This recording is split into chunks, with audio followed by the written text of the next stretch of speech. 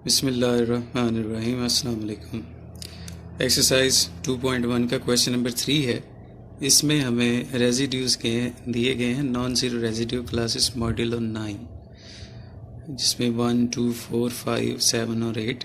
इसमें अगर आप गौर करें तो इसमें दो नंबर जो हैं वो मिस हैं। इसमें कौन सा नंबर नहीं है? एक 3 नहीं है और एक हमारे पास 6 नहीं है। अब ये क्यों नहीं है शामिल? देखिए, अगर हम 3 और 6 को मल्टीप्लाई करेंगे तो ये 18 आएगा। तो 18 को हम 9 से डिवाइड करेंगे, ठीक है, तो इसका आंसर क्या आएगा? 0 आएगा। तो क्योंकि यहाँ पे जो हमारे पास ऑपरेशन है ना, वो है मल्टीप्लिकेशन। तो मल्टीप्लिकेशन में हम 0 का इन्वर्स नहीं फाइंड कर सकते, इसलिए हमने इसमें 0 शामिल नहीं किया, ठीक है। और वो नंबर्स शामिल नहीं किए जिनको मल्टीप्लाई करने से 0 आए, ठीक है। तो अब इनमें से कोई भी नंबर है, आप उनको मल्टीप्लाई करेंगे तो 0 नहीं आएगा। सबसे पहले हम क्या बनाएंगे? Multiplication table. तो ये हमारे पास 6 एलिमेंट्स हैं, तो हम इसमें 7 रोज़ और 7 कॉलम्स बनाएंगे।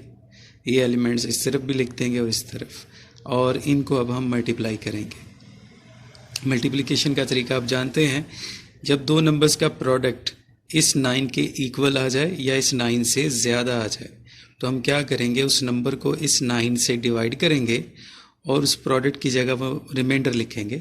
मसलन मैंने 4 को 7 से मल्टीप्लाई किया तो ये 28 आया, तो मैं इसको 9 से डिवाइड करूँगा और यहाँ रिमाइंडर जो कि 1 आएगा, ठीक है। इसी तरह जैसे मैं 8 को 8 से मल्टीप्लाई करूँगा तो 64 आएगा। इसको मैं 9 से डिवाइड करूँगा और रिमाइंडर क्या आएगा? 1 आएगा।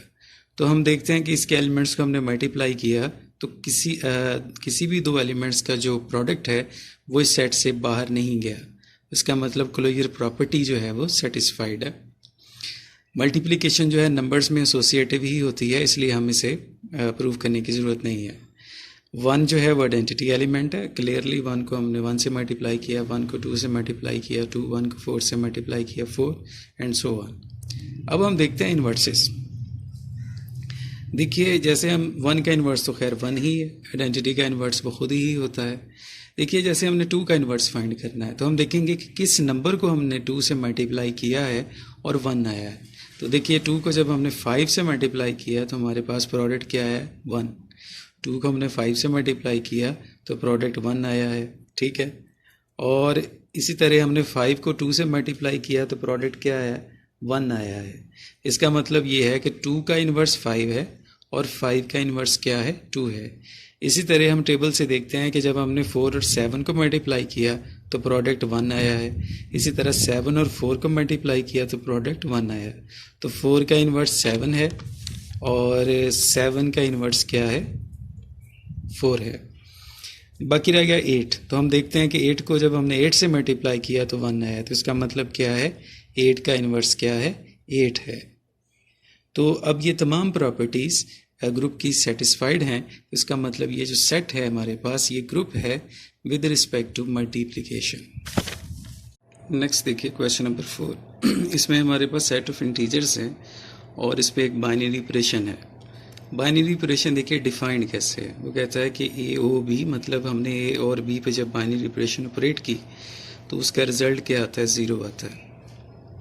तो वो कहता है कि इस बाइनरी ऑपरेशन के लिहाज से क्या ये ग्रुप है या नहीं है। तो ये देखिए, इस सेट में ना आइडेंटिटी एलिमेंट नहीं है। क्यों? क्योंकि बाय डेफिनेशन आइडेंटिटी एलिमेंट क्या होता है कि ए स्टार ई, ई स्टार ए, ये ए आना चाहिए। अब स्टार की बजाय ये बाइनरी ऑपरेशन आ गई हमारे पास, तो ये आएगा ए ओ ई ओ ए। अब बाय डेफिनेशन ये इसका आंसर क्या आता है? 0 आता है। तो ये हमारे पास क्या आएगा? 0 आएगा। इस बाइनरी ऑपरेशन की डेफिनेशन के मुताबिक ये क्या आ रहा है? 0। और वैसे तो आइडेंटिटी, अगर ये आइडेंटिटी इसमें एलिमेंट होता तो इसका आंसर हमारे पास ए आना चाहिए था। Is not equal to A.